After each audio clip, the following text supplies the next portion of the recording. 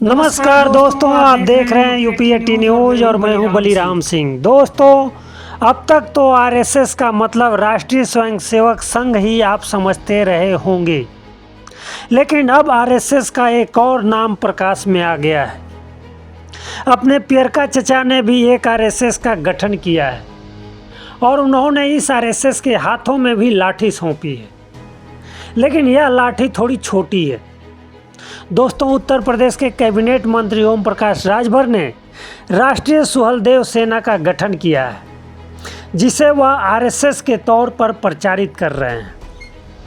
ओम प्रकाश राजभर ने रविवार को आजमगढ़ के अतरौलिया में राष्ट्रीय सुहलदेव सेना अर्थात आरएसएस के सैनिकों को बाकायदा ट्रेनिंग दिया और उन्हें भविष्य के लिए तैयार रहने का निर्देश दिया। इस ट्रेनिंग के दौरान 2500 सुहलदेव सैनिकों को 2.5 फीट के पीले डंडे दिए गए।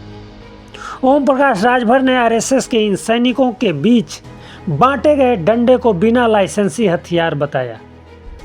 उन्होंने कहा कि राष्ट्रीय सुहलदेव सेना का उद्देश्य युवाओं को सही दिशा में मार्गदर्शन, प्रशिक्षण और जागरूकता देना है, जिससे वह अपने अधिकारों और कर्तव्यों को समझ सकें।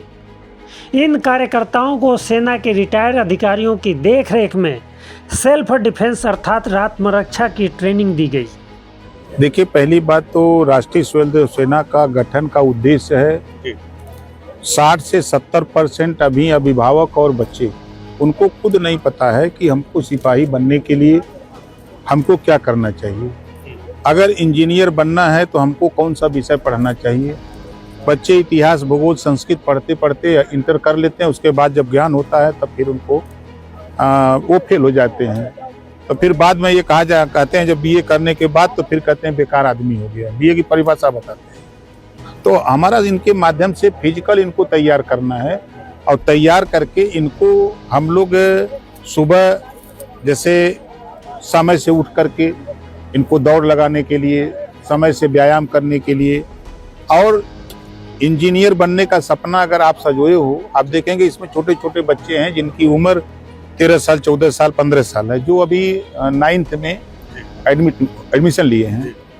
तो इनको ये ट्रेनिंग दी जा रही है कि अगर आप जो बनना चाहते हो, डॉक्टर बनना चाहते हो, तो इतिहास, भूगोल, संस्कृत पढ़ के नहीं बन सकते।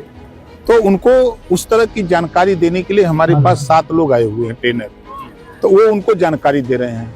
और जो हथियार दिया जा रहा है तो इस नाते इनको दिया जा रहा है कि अगर कहीं ये लेकर के अगर 500 आदमी एक साथ चलेंगे तो कोई भी व्यक्ति खुराफात नहीं करेगा, कोई भी देखेगा तो उनको डर लगेगा। इस पे कोई लाइसेंस नहीं है। सर, उत्तर प्रदेश से पूरा हल्ला था कि मंत्री जी बिना लाइसेंस का हथियार बांटेंगे। भाई, बांट तो दिया आपके सामने। तो इसका इस्तेमाल कहाँ होगा सर? नहीं, इस्तेमाल ये खुद अपनी सुरक्षा के लिए करेंगे। समाज की सुरक्षा आपकी सरकार में कौन सा? नहीं, हमारी सरकार में नहीं। देखिए, हमारी सरकार में नहीं, हम भविष्य के लिए इनको तैयार कर रहे हैं। जैसे आप देखिए, रास्ते पर चलते समय कहीं अगर मान लीजिए कोई दुर्घटना हो गई तो इनको ये ट्रेनिंग दे रहे हैं कि आप तत्काल उसको हॉस्पिटल पहुंचाओ। ये नहीं कि कोई फोटो खींच रहा है, वीडियो बना रहा है, कोई छोड़ देख के भाग गया। कहीं किसी महिला के साथ कहीं अगर कोई अभद्रता हो रही है तो वहां उसका डट करके नहीं कुछ कर सकते हो तो आप मोबाइल नंबर पर फोन करो, पुलिस को, पुलिस आ जाएगी। उनकी मदद करो और आप अपनी सुरक्षा के लिए आप जब निकल रहे हो, जब जैसे 10 लड़के एक साथ निकले, अगर कहीं कोई अपनी घटना हो रही है, अगर ये 10 अपना बिना लाइसेंसी हथियार लेके खड़े हो जाएं तो अगला जो जुर्म करने वाला है वो एक बार सहम जाएगा कि भाई ये 10 मारने लगेंगे तो घबरा जाएगा काम। दोस्तों, अब देखना यह है कि ओम प्रकाश राजभर अपने इस पैतरा से 2027 में कितना सफल होते हैं और पूर्वांचल में अपनी सहयोगी भारतीय जनता पार्टी को कितना लाभ पहुंचाते हैं। वैसे ओम प्रकाश राजभर ने आरएसएस की ट्रेनिंग का कैंप आजमगढ़ रखा है। ऐसे में आने वाले दिनों में वह समाजवादी पार्टी को कितना चुनौती देते हैं, यह समय बताएगा। उनके इस कदम से सपा के नेता और कार्यकर्ता कुछ ज़्यादा ही सचेत हो जाएंगे। बस इतना ही। आप जन सरोकार की खबरों के लिए यूपी80 न्यूज़ को अधिक से अधिक लाइक करें, सब्सक्राइब करें और शेयर करें। बहुत बहुत धन्यवाद।